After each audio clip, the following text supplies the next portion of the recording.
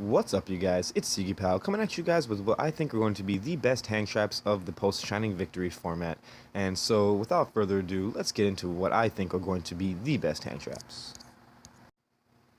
So coming in at number 10, I have Yugioh, and I think that this card is very overlooked and underrated, and I think that this card is actually going to see some play in some rogue decks that need, attack boost to be able to help get over stuff like Dark Destroyers, because making a Dweller plus a Yugioh against a Dark Destroyer is not so bad, and like that's not the only problem that Cosmos are going to be giving people, but I'd still say that the card is really good and definitely deserves some respect in what it does. It also gives you 1,000 life and can help stop OTKs, so it is a very clutch card, and don't underestimate the power of and utility of Yugioh. Coming in at number 9 on my list, I have Joel and Lockbird, and I think that this card's a lot better than most people give it credit for, and it usually only sees its play during times where decks like, Full Power Prophecy is a deck, or decks like Necros are out. But I think that this card is actually very, very good depending on what your local meta could be. So if there's a lot of Monarchs and Mermails in your meta, remember, this card does slow those decks down exponentially. So always consider Joel and Lockbird for your side deck this format, and don't forget, it is a very, very good card. So coming in at number 8, I actually have a tie, and the tie is between two cards. The first card you see here is Speedrun Menko, and the next card is Battle Fader. So the reason why I put these two here at number 8 is because I feel that anytime you can use a card that has synergy with your deck, and they can stop an OTK, it's always going to be a good card to consider for playing, at least in your side deck, especially in this day and age when in Yu-Gi-Oh! There's a lot of OTK decks, and a lot of decks just generally have an OTK that they can actually, do. So, number 8 will be Speedrun Menko and Battle Fader. So coming in at number 7 on this list is going to be Chaos Hunter, and the reason why I put him here on this list is because he is actually a floodgate. So not only is he a hand trap, but he is a floodgate, and he's basically an Imperial Iron Wall that has 2500 attack, but it's an Iron Wall for only your opponent. So while it might not be the best card on this list, it's definitely a hand trap worth considering depending on what your meta is going to be. So my next card on the list coming in at number 6 is going to be Flying Sea, and the reason why I think Flying Sea is still going to be a good side deck card this format is because I don't think Burning Abyss is actually going to fully go away. I think that we're still going to see Burning Abyss top, and there's also the rogue factor that Flying Sea is also good against other rogue decks other than just Burning Abyss. Any Exceed based deck, Flying Sea can be very, very good against them, with few exceptions. But, nonetheless, I think Flying Sea is going to be an excellent card for you guys to still side deck this format in case Burning Abyss is still a popular deck in your regional area.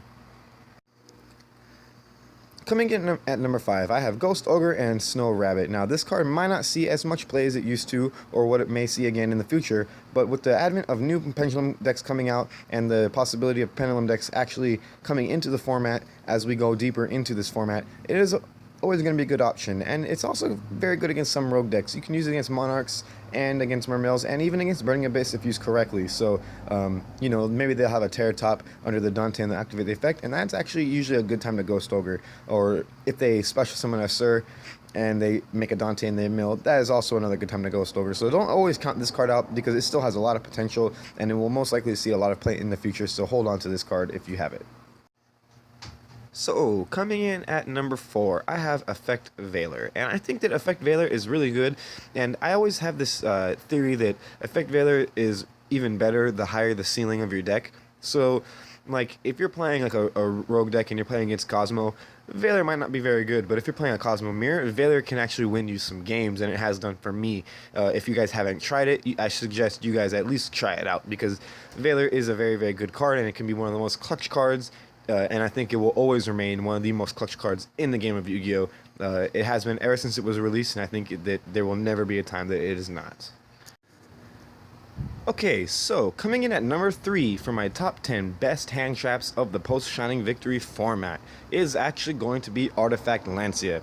And with the dawning of the new Cosmo Fire King deck, I think the Artifact Lancia's time to shine is finally really here.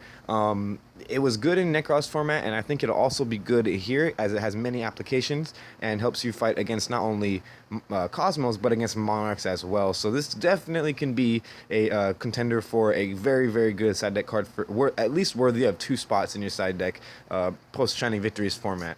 And without further ado, let's get on to number 2. And that would be Ghost Reaper and Winter Cherry. So coming in at number 2, I truly feel that this card is going to be a defining card of the format because decks like Cosmo are going to absolutely manhandle many decks with this card. If you draw this against Burning Abyss, you banish the Dante and they pretty much lose the game. If you play against Mermail and then you drop, this and banish their Abyss Dweller, then they're gonna have a very hard time actually trying to kill you. So many reasons why this can hurt so many decks. Even in the mirror match, you can stop them from making an infinity.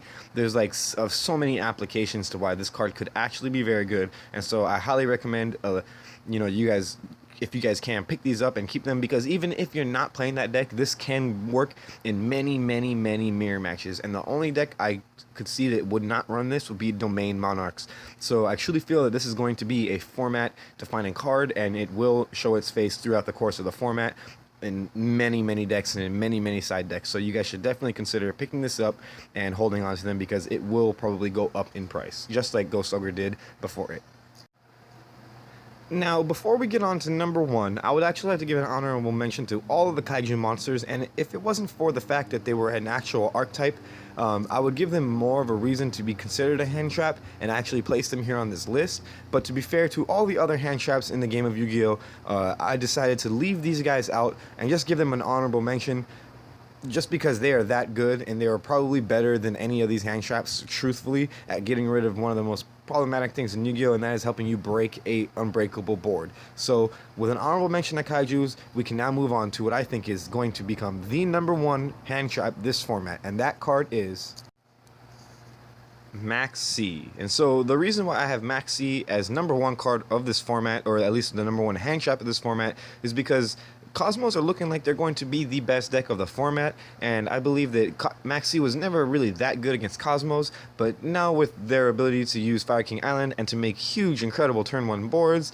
this card is better than ever, because normally if a Cosmo player opens with a bunch of ships and they brick, they're pretty much going to lose the game. But now with Fire King Island, they can turn that brick into a lot of advantage. And with Max C, it's just telling them, hey, look, you're going to give me the chance to draw a kaiju to out your infinity, and that way I can get over your Dark Lady now.